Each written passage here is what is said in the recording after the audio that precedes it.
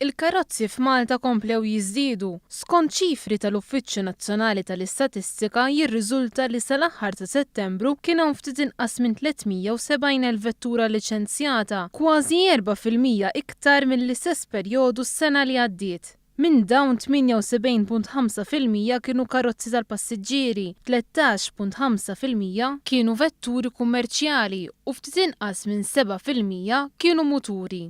Matul dawn it-tliet xhur il-karozzi liċenzjati żdiedu b'rata medja ta' 41 vettura kuljum.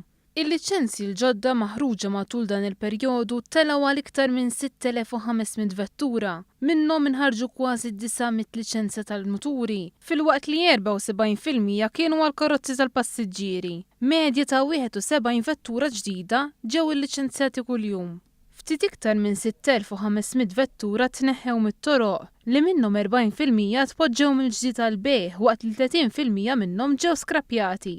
Għall-kuntrarju, vetturi li kellhom ir-reġistrazzjoni tagħhom li ntemmet matul it-tielet kwart ta' din is-sena ammontaw għal ftit iktar minn 3,700 vettura. Il-maġġoranza kienu mmarkati minn bjuwa mill-ġdid u maħżuna.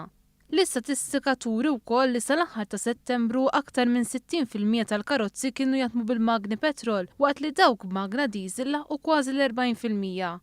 Matul dawn l-aħħar 3 xhur komplew jiżdiedu l-karozzi li jaħdmu bl-elettriku u l-karozzi hybrid.